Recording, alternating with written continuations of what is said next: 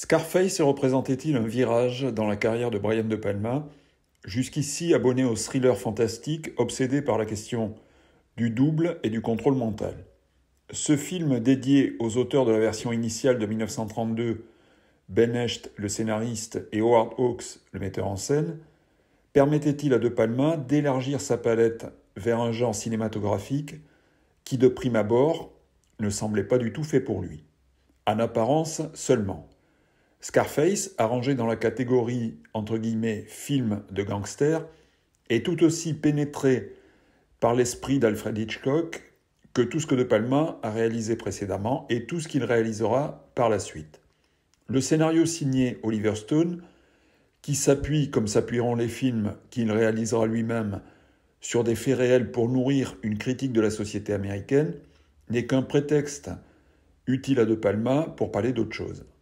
Scarface ne fait que remuer le couteau dans la plaie des traumatismes de l'enfance, pratiquement le seul sujet de toute la filmographie de palmienne, une plaie si douloureuse pour le héros du film qu'elle est visible dans son œil gauche. Dans la scène la plus traumatisante du film, un des personnages nomme Tony Montana « cara de cicatrice », littéralement « visage cicatriciel », le mot cicatriciel étant employé plus souvent pour définir une blessure psychologique qu'une blessure physique.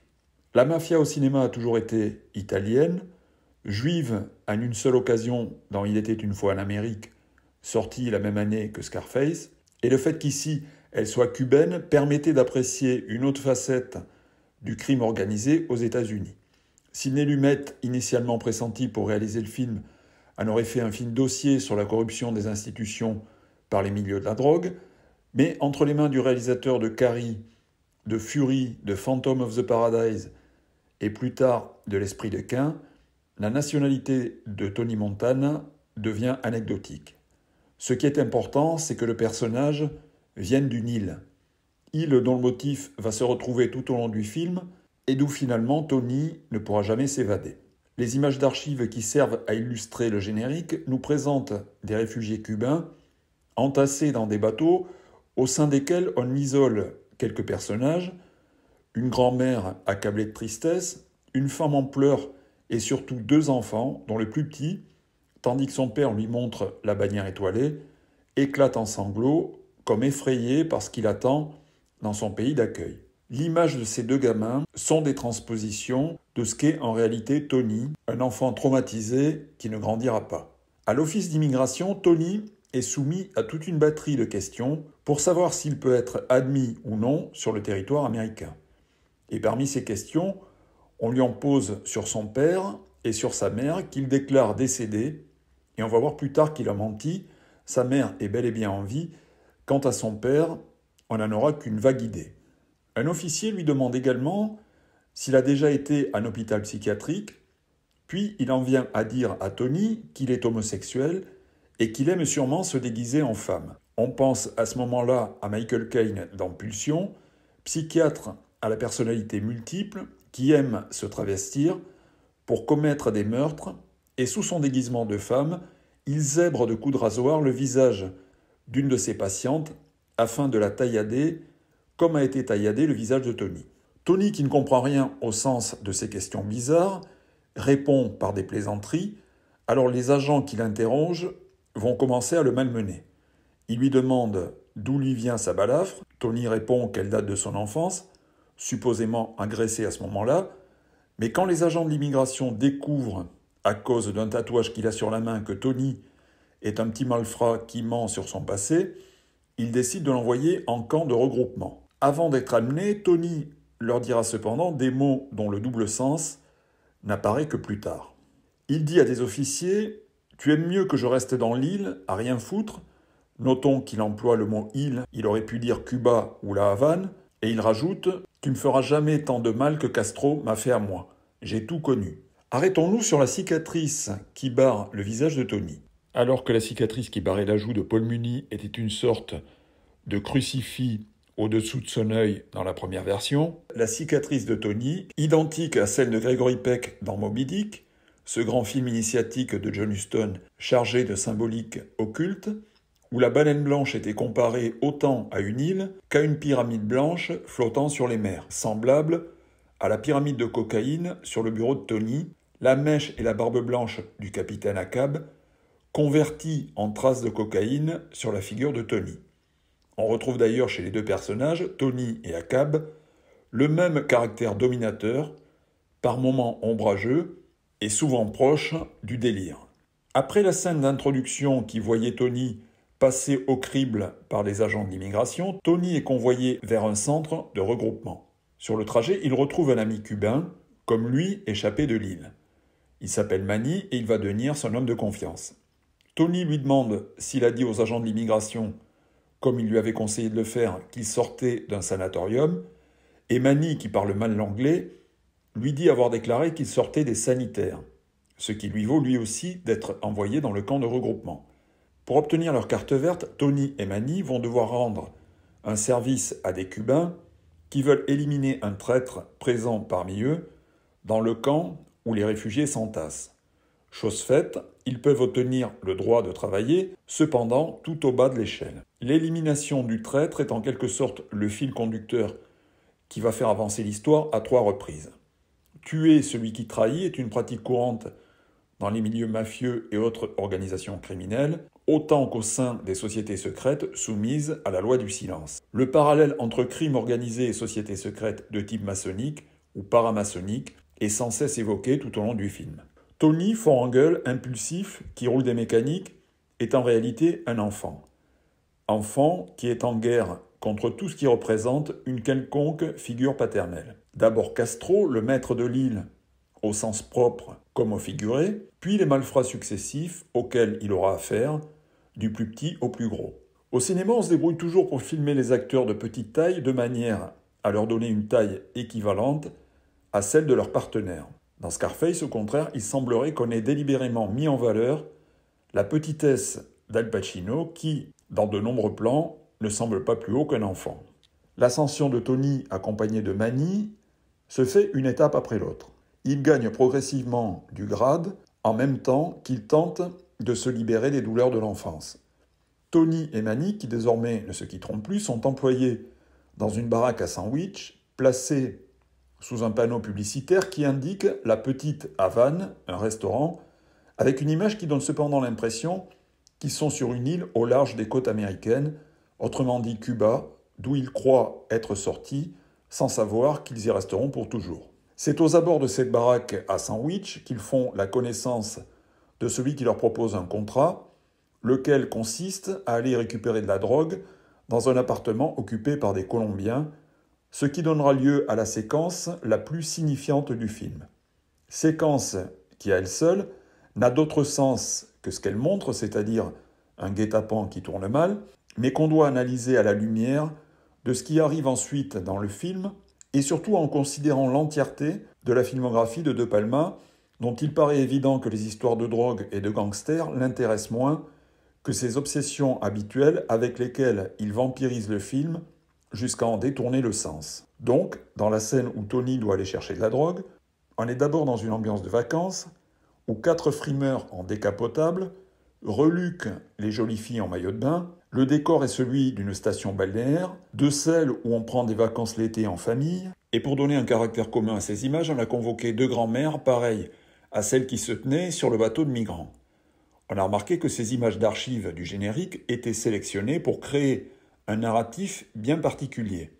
La grand-mère qu'on nous montrait complètement affligée se retrouvait ensuite évacuée sur une civière comme après un fort traumatisme, c'est-à-dire au moment où elle arrive sur les côtes américaines. Dans la scène qui nous intéresse, Tony se rend dans l'appartement des Colombiens qui doivent lui donner la drogue en échange de l'argent. Mais les choses tournent mal. Les Colombiens veulent l'argent sans donner la drogue et ils vont découper à la tronçonneuse l'acolyte de Tony pour que Tony leur dise où est l'argent. C'est dans cette séquence qu'on peut aussi considérer l'affiche du film, identique dans beaucoup de pays, celle où Tony est coupé en deux sur un fond noir et blanc, une partie dans la lumière, celle de la réussite sociale, l'autre partie dans l'obscurité, celle de son subconscient. Le Colombien au visage amical qui accueille Tony le salue comme s'il le connaissait déjà, ce qui met de facto Tony sur ses gardes, habitué à se méfier de ceux qui lui manifestent de la bienveillance de prime abord. Un élément qui peut sembler anodin est au contraire d'une extrême importance. Tony présente le Cubain qui l'accompagne comme son frère, et non comme un simple associé. Il faut alors se rappeler des nombreux personnages coupés en deux rencontrés dans les autres films de De Palma, des sœurs de Sisters, jusqu'au frère de l'Esprit de Caïn, le frère ou la sœur étant à chaque fois le double traumatisé du protagoniste. Le frère entre guillemets de Tony va se voir attaché à la tringle du rideau de douche pour être découpé à la tronçonneuse, autrement dit fragmenté. Et Tony, forcé de regarder la scène, n'est autre que le double qui à ce moment-là quitte son corps pour échapper aux sévices. Nous sommes dans une salle de bain qui nous renvoie aux sanitaires évoqués par Manny quelques scènes avant, et c'est souvent dans les sanitaires, douche, toilette ou salle de bain, que les enfants sont attachés pour y être maltraités. Par ailleurs, le frère de Tony, avant d'être brutalement amené dans la salle de bain pour y être découpé en morceaux, se tourne vers la rue pour y voir passer un camion jaune. Ne s'agit-il pas du code de programmation couleur qui le plonge dans un état d'hypnose utile à oublier ce qu'il va subir? Dans l'appartement des Colombiens, on trouve une nouvelle fois un tableau qui représente des vagues en train de se briser sur une quelconque plage. Nouvelle représentation de l'île sur laquelle se trouve Tony et dont il ne pourra jamais s'enfuir. Dans cette séquence, Tony est-il en train de revivre l'équivalent d'un traumatisme subi enfant? Son œil, qui porte la trace de son traumatisme, se met à ce moment-là à saigner. Les sévices qu'il subit lui sont infligés par une figure paternelle qui, de bienveillance, se transforme tout à coup en tortionnaire. On est habitué avec De Palma à voyager du passé vers l'avenir et de l'avenir vers le passé à l'intérieur d'une même séquence et parfois même à l'intérieur d'un même plan. On se souvient de Cliff Robertson qui, dans Obsession, croyait revenir dans le passé en retrouvant celle qu'il avait aimée, sans comprendre qu'il s'agissait de sa fille, le film mélangeant ainsi le thème de l'inceste et celui de l'impossibilité de poursuivre sa vie après un traumatisme. Ici, l'espace et le temps sont confondus en un même lieu pour nous renvoyer vers l'enfance de Tony qui revoit son martyre comme s'il y était. L'île est la bulle mentale à l'intérieur de laquelle il s'est réfugié et d'où il ne peut sortir. La tronçonneuse est, comme le camion, de couleur jaune, code couleur qui efface la mémoire. Mais cette tronçonneuse est l'objet qu'a substitué Tony à ce qu'il a réellement vu, à savoir un sexe en érection. Et il ne peut s'agir que d'un viol dont Tony a été victime dans la prime enfance. Aucun adulte ne pourrait substituer un sexe masculin par un objet aussi agressif que peut l'être une tronçonneuse.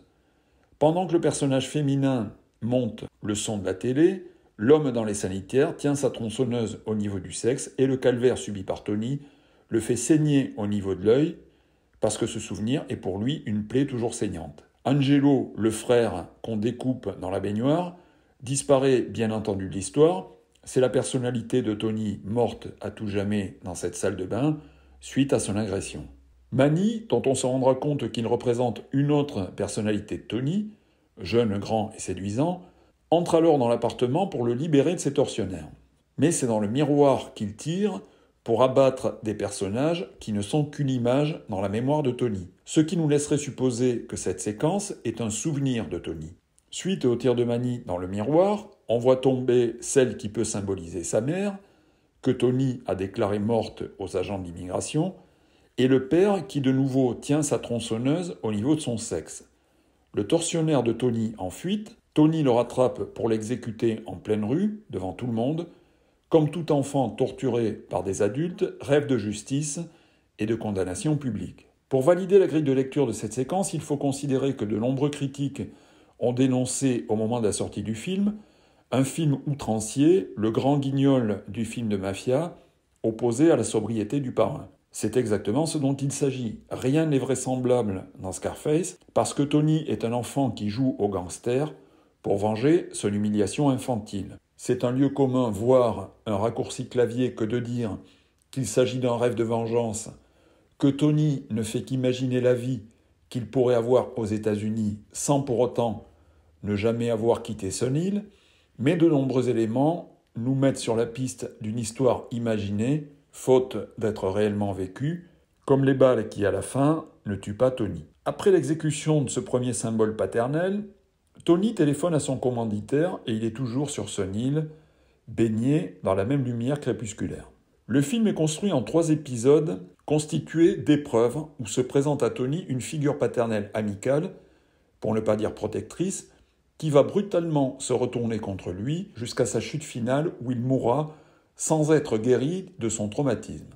Lorsqu'il rencontre Frank Lopez, son deuxième père à détruire, il tombe immédiatement sous le charme de sa maîtresse Elvira. Nous ne saurons jamais qui est vraiment Elvira, son passé, ses origines sociales, ni même ce qui la motive à vivre avec un personnage aussi vulgaire que Frank, qui la traite comme un objet. Il y a tout lieu de croire qu'il s'agit d'une esclave sexuelle, à l'égard de qui Frank ne manifeste jamais aucune affection, et à l'égard duquel elle est tout le temps sur la défensive. Elle ne fait rien de la journée, sinon consommer de la cocaïne, et lorsqu'elle danse dans la boîte de nuit, en plus d'afficher une infinie tristesse, elle tient ses bras comme des ailes brisées.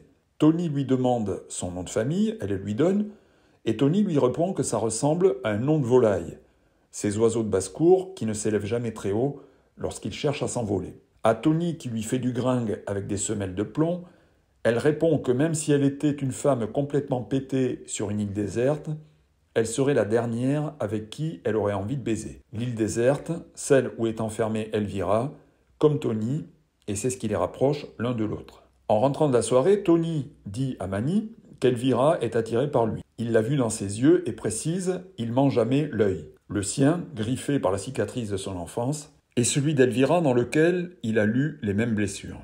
L'amour de Tony pour les enfants apparaît une première fois au bord d'une piscine, au milieu de laquelle se trouve une île. Il leur dit de regarder Manny qui pense séduire une femme en lui tirant la langue, ce qui lui vaut de recevoir une gifle. Un petit peu avant, Manny a montré à Tony comment faire un cunilingus. Tony lui avait dit qu'il ressemblait à un lézard à agiter comme ça sa langue. Par conséquent, on a le lézard, l'île, ce qui nous fait penser à ces autres lézards. Sur leur île, lézards qui sont évidemment symboliques. Il ne s'agit pas de lézards, mais des hommes qui agressent les enfants. Alors Tony montre aux enfants comment se défendre lorsqu'un lézard vient vous agresser. Pour la petite anecdote, Spielberg est venu donner un coup de main à De Palma pour réaliser la dernière séquence du film. C'est seulement à la 48e minute du film qu'on apprend que Tony a menti aux agents de l'immigration à qui il a déclaré que sa mère était morte. Il lui rend visite et on découvre également qu'il a une sœur. C'est chez sa mère que Tony fait pour la première fois un geste qu'il reproduit à plusieurs reprises, celui de remonter son pantalon. On peut l'interpréter comme un geste de petit frimeur ou alors comme un réflexe lié à un souvenir traumatisant. Dans cette scène, on apprend la seule chose qu'on ne saura jamais sur le père de Tony et de sa sœur. Il est parti et Tony ne veut pas entendre parler de lui. Et c'est aussi dans cette scène qu'on découvre avec quelle violence est capable de réagir Tony contre quiconque va s'intéresser à sa sœur, en premier lieu Manny.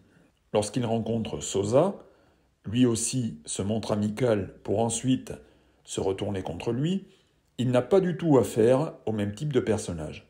Les deux premiers étaient des latinos vulgaires, peut-être à l'image de ce qu'était le vrai père de Tony. Celui-ci a le physique d'un homme d'affaires sans nationalité particulière qui va tuer Tony à cause de son amour des enfants, et il est ironiquement interprété par un comédien homosexuel. Scène au cours de laquelle le milieu du crime est assimilé aux sociétés secrètes de type maçonnique, quand Omar Suarez dit à Tony « ouvre l'œil et ferme ta gueule ». Le motif de l'œil reviendra plus tard et de manière plus explicite. Par ailleurs, le personnage de Suarez est éliminé par les hommes de main de Sosa parce qu'il a parlé à la police, donc manqué de loyauté, comme on élimine socialement et même parfois physiquement les frères qui en disent trop sur le secret des loges. On va voir que les références à la maçonnerie de haut niveau se précisent dans la suite du film.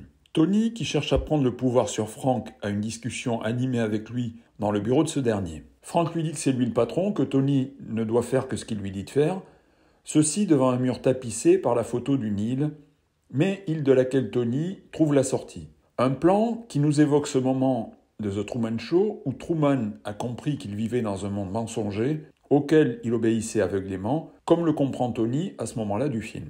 Il faut également noter un détail important qui se trouve derrière Frank, au moment où il dit à Tony qu'il est le patron. Les photos de Richard Nixon, de Lyndon Johnson, mais aussi de Bob Kennedy, c'est-à-dire d'anciens présidents des États-Unis, et de celui qui s'est fait abattre juste avant de le devenir. On nous laisse entendre que Frank appartient à une organisation secrète dont le trafic de drogue est une façade utile à dissimuler des activités politiques qui contrôle le pouvoir de Washington. Et Tony, en allant voir sa mère, lui avait dit qu'il était dans la politique, mensonge pour éviter de dire à sa mère qu'il se livrait à des activités criminelles, alors que d'une certaine manière, il lui disait la vérité. Ayant perdu tout respect pour Frank, il ne se laissera plus dicter quoi que ce soit par lui. Il décide de faire sienne la femme de Frank dans un décor qui de nouveau évoque celui d'une île depuis lequel Tony rappelle son amour des enfants. Dans une scène de discothèque où Tony voit sa sœur en train de danser avec un homme, il rentre dans un état second, son œil balafré mis en évidence. Tony est plongé tout à coup dans une sorte d'hypnose et c'est de nouveau dans les sanitaires qu'on assiste à une séquence de violence où Tony, qui a pris la place de son père auprès de sa sœur, lui interdit de se faire toucher par un autre homme. On le verra plus tard, Tony n'a rien d'un frère incestueux, mais ses crises de folie dès qu'il voit sa sœur désirée par un homme le replongent dans un état régressif où il est possible que sa sœur ait été, comme lui, victime d'un prédateur dans l'enfance. Dans la scène où il violente sa sœur qui était dans les toilettes avec un homme, on remarque le sol noir et blanc et quand Tony en ressort, le décor est fait de colonnes sur fond bleu, tandis que les plans d'ensemble de la discothèque nous évoquent le décor d'un temple maçonnique. Et c'est à l'intérieur de ce décor qu'on va tenter d'assassiner Tony.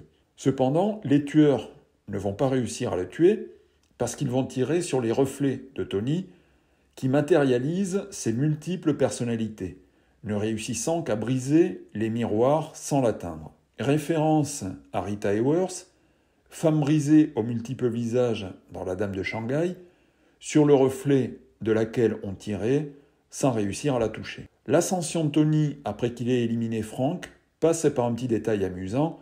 Le policier ripou qui fait chanter Tony et l'avocat marron que jouera Sean Penn dans L'Impasse sont tous les deux des juifs.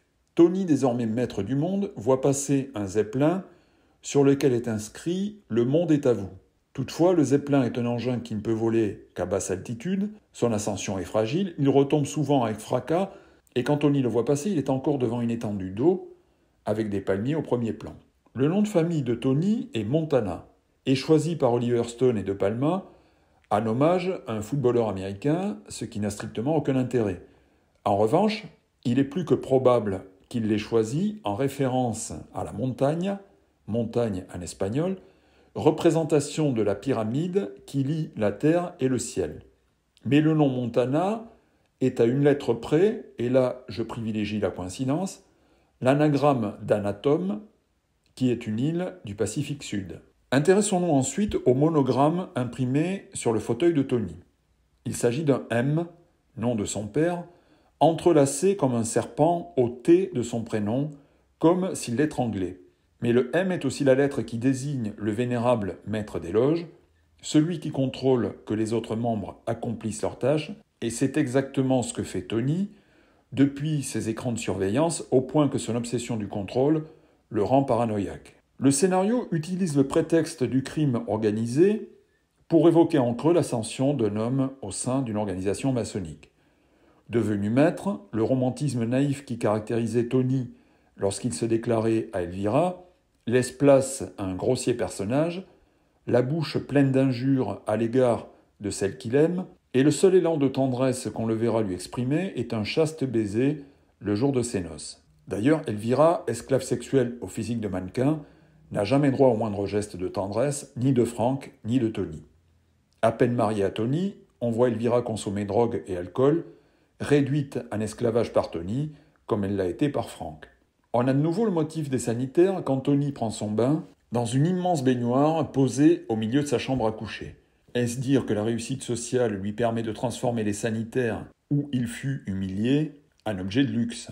Et c'est à l'intérieur de cette baignoire, d'où il regarde la télé branchée sur les actualités, où il est question des dégâts que provoque le marché de la drogue, que tout à coup Tony s'extasie sur des pélicans qui s'envolent. Ceci pour souligner que derrière le caïd, Tony garde une âme d'enfant, autant que pour incarner l'ascension de Tony au sein de l'organisation maçonnique, le pélican, lié au symbole d'Osiris, représente l'ascension vers le grade de maître. Dans une autre séquence, on voit Tony qui compte de l'argent en compagnie d'autres types qu'il prend pour des agents de change. La compteuse habillée trouve une somme, mais Tony, qui a compté de son côté, trouve une somme différente et il est sûr de lui. Lui, Tony, quasi analphabète, sans aucune culture, est capable d'être plus précis qu'une compteuse électronique. Ne s'agit-il pas d'une de ces capacités mentales dont sont dotés ceux qui ont subi un traumatisme intense dans la petite enfance, semblable aux performances qu'accomplissent beaucoup d'autistes? Il se trouve que les types qui comptaient l'argent avec lui sont des agents du fisc. Ils ont filmé toute l'opération grâce à une caméra placée dans une pendule, accrochée au mur. Et là, le flic lui dit « Tu vois cet œil sur l'horloge ?» Le voyeurisme propre au cinéma de De Palma, que les exégètes, aussi brillantes soient leurs observations, ont rarement interprété au-delà de la figure de style, à laquelle, lorsqu'on veut lui donner un fond, on rattache des idées un peu toutes faites. Ce voyeurisme, dans cette séquence en particulier, ou dans un film comme Peeping Tom de Michael Powell, n'est autre que l'expression d'un système de surveillance absolue dans un monde où tout sentiment de liberté est illusoire. On voit d'ailleurs Tony, à plusieurs reprises dans le film, regarder vers le haut, comme s'il s'interrogeait sur l'identité de celui qui surveille tout. Qui plus est, dans cette séquence, la caméra est placée sur une horloge et sur le chiffre 12, Tony ne le sait pas encore, mais c'est cette caméra placée dans l'horloge qui va entraîner sa chute. Laquelle se produit parce qu'il fait partie d'une organisation qui n'a aucun scrupule à sacrifier des enfants pour perdurer. Si par ailleurs Tony tue Manny qu'il considère comme un autre lui-même et qui couche avec sa sœur, c'est à cause de sa phobie de l'inceste dont il a probablement été victime lui-même. Dans la dernière séquence où la maison de Tony est prise d'assaut, sa sœur, visiblement dans un état second, vient vers Tony en lui disant « Baise-moi Tony » tout en lui tirant dessus. Est-elle en train de revivre l'inceste dont Tony a aussi été victime? Quant à la toute dernière séquence, on voit Tony encaisser les balles, s'agiter comme un pantin désarticulé, sans pour autant mourir. Et même si la cocaïne diminue la douleur, elle ne rend pas pour autant immortel. On n'arrive pas à tuer Tony pour les mêmes raisons que dans la boîte de nuit. C'est parce qu'il y a plusieurs Tony. Toutes les personnalités alternatives de Tony sont atteintes par les balles sans que Tony ne parvienne à mourir. Curieusement, et il s'agit peut-être encore d'une coïncidence, le tueur froid qui va réussir à abattre Tony, qu'on a aperçu précédemment, ce tueur qui va abattre Tony en lui tirant dans le dos, est une copie de Terminator, film qui ne sera distribué que plusieurs mois après la sortie de Scarface. Terminator, personnage déshumanisé, abat Tony parce qu'il est resté trop humain à cause de son amour des enfants, ce qui entraîne sa perte. Il tombe dans un bassin alors qu'il avait cru s'être élevé au-dessus du monde, en quelque sorte en orbite, défiant les lois de la gravité, et sa chute lui démontre que ces lois n'existent pas pour lui. De plus, lorsqu'il est abattu, la fumée dégagée par les armes en action le plonge dans un épais brouillard qui nous renvoie plusieurs séquences en amont. Quand Tony voulait acheter une nouvelle voiture à Elvira, elle lui répondait qu'elle la voulait équipée d'anti-brouillard. Parce qu'Elvira, esclave de charme d'une élite démoniaque, ne sait pas dans quel monde elle vit. On lui demande de paraître, de la fermer, dans un monde rendu opaque par le même brouillard que dans Fog de John Carpenter. Tony n'aura pas éclairé son chemin parce qu'il n'a réussi à progresser, dans le brouillard ou dans la brume, que jusqu'à un certain palier, celui à partir duquel il est nécessaire de tuer des enfants pour aller plus haut. On se demande pourquoi les enfants que Tony refuse de tuer voyagent à l'intérieur d'une DS. Voiture française extrêmement rare aux États-Unis. Alors en faisant une petite recherche sur le sens des initiales DS, on se rend compte, assez bizarrement d'ailleurs, qu'elle signifie « different spirit », ce qu'est en effet Tony au sein de l'organisation, incapable d'assassiner 2 enfants, c'est-à-dire de passer au travers de cette cage de verre dans laquelle il reste enfermé, notamment quand il voit passer le Zeppelin, la même cage qui enferme Elvira quand il la voit pour la première fois. On connaît l'impact qu'a eu le film sur beaucoup de jeunes de cité pour qui Tony Montana fut un modèle à suivre, alors qu'il aurait dû leur servir de repoussoir en raison de sa fin tragique. Une fin qui se veut morale parce que le cinéma ne veut pas faire l'apologie du crime, mais une fin qui peut être vue comme une mise en garde sur justement ce qu'il ne faut pas faire pour ne pas finir comme Tony. Ce n'est pas parce qu'il est devenu un trafiquant de drogue à Proguin que Tony finit criblé de balles. Non, c'est parce qu'il a refusé de tuer 2 enfants. Et ce message-là, auprès des jeunes en quête d'élévation sociale, est tout à fait perceptible.